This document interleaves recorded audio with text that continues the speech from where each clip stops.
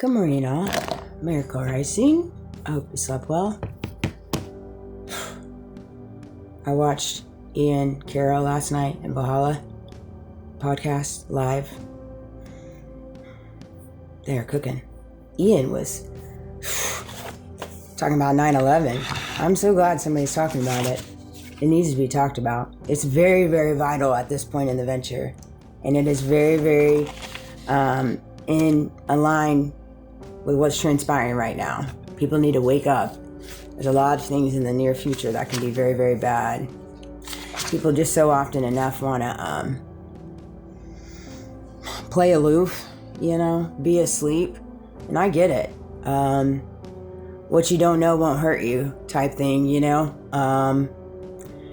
But it's a little bit different when it comes to the trajectory for your children, and for your legacy, and for people being murdered for no reason. None. And these are your neighbors. And I'm not talking about Iran. I'm talking about here in the United States. 9/11 happened in the United States. And they placated on it being XYZ when the reality is XYZ was behind it. And these are all things that have come to me in my dreams. That and Butler too. That popped out of my mouth like a year ago when I was in conversation with my father. It came out of nowhere. I don't even know why. I didn't even know nothing about Butler. That's the most bizarrest thing. Where some stuff comes out of my mouth. I'm like, where is that coming from? It's one of those things. But I'm glad to see people covering things. It is really sad right now what's happening in the world. It is beyond sad. I don't even recognize the world either. Kevin Costner said it great. I don't recognize the world. I don't recognize the people in it. That is the sad part. And this goes on the global stage, on the political stage, in the entertainment business. These are people that I loved. People that I respected. Music that I liked. I no longer like. I no longer listen to.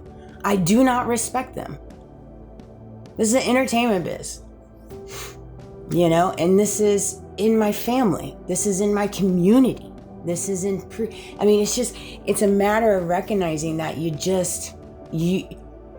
don't recognize it anymore. You don't recognize the United States. You don't recognize some people in it, and you don't recognize the why. The why. And for me, in this little world, this little web I weave, it was, I understand that statement that he made, but he was talking in reference to the United States, but that's like how I felt in reference to my world, my life. I had all these people surrounded by me. I was working for these companies, and my family, and, my ex, and, and all this stuff. And it's like, as the days went on and the illusions ramped up, the tactics, the gaslighting, all these different things, as they ramped up, I'm sitting here and I'm looking at them as they're talking to me, or they're talking in circles to me, or they're trying to gaslight me, and and it's like, I didn't even play into it anymore because it was pointless. You see, I'd had so many conversations with people, ample amount of conversations with people, trying to prove my point, trying to have an understanding of why they're acting so peculiar, try to explain, try to salvage whatever type of relationship I may have with that person, whether that's a friendship, whether that's a colleague, whether that's a family member, whether that's a company that I work for, whether there's colleagues that I made relationships at work, and all of a sudden they're like, these are just, I've had so many actors in my life, like, right? And so it got to a point where it's like, okay, I give up,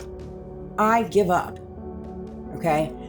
I think the best route for me, and like all the time, like I have my inner self, I have my higher self kind of helping me through this, which is my consciousness, which is led by God, And again, I say led by God, not meaning that like I am God or anything like that. No, absolutely not.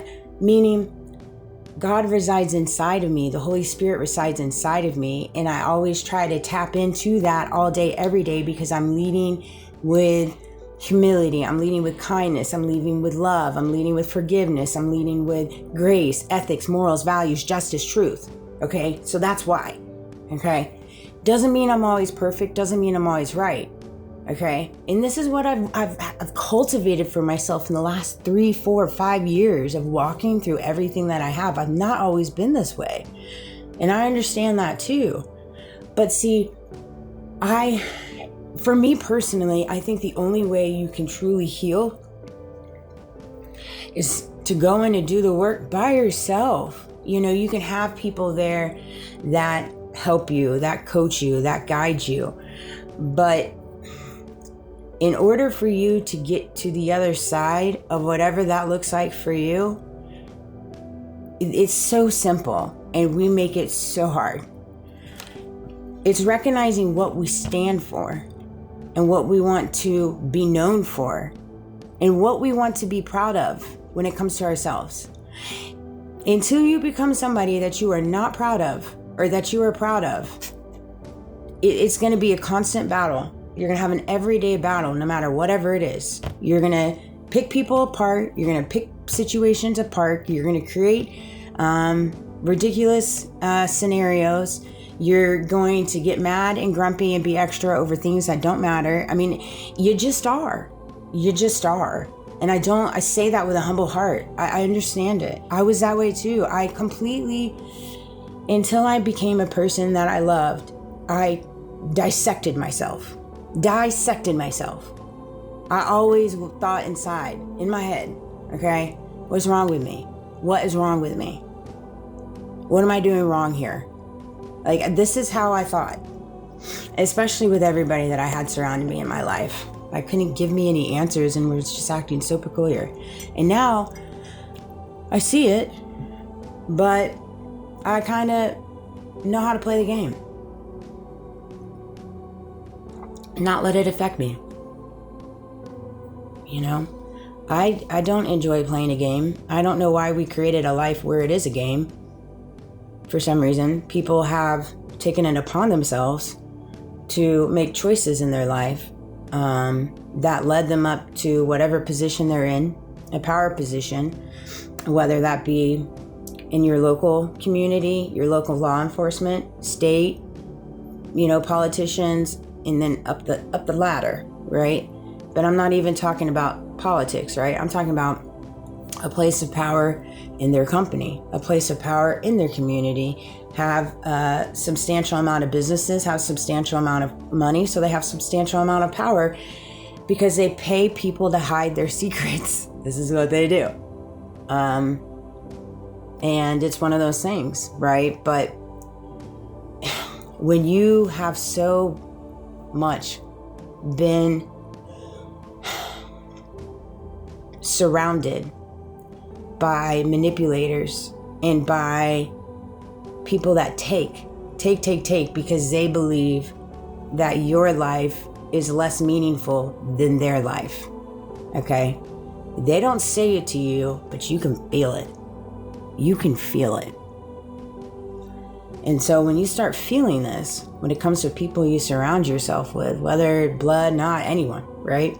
And you know that they are creating a false facade towards you and coming at you disingenuinely for whatever reason. You tap into that game or that said simulation by how? Treating them with kindness, playing aloof, and not meeting them where they're at and not letting it get the best of them. Best of you. Seriously. That's how I do it all day, every day. In my head, I'm thinking of things when I'm in these situations or whatever. I'm like, gosh, did they just say that? Did they just do that? Okay, whatever works. Keep trucking along, Amanda. Keep trucking along, singing a song. But yeah, the world is different, you know, and it is going to take a certain person to change it. That carries a heart, that carries, you know, the love and want for humanity across the board. That's empathetic, that's compassionate, I love that he said we have kids now that can't speak English that are like losing their parents.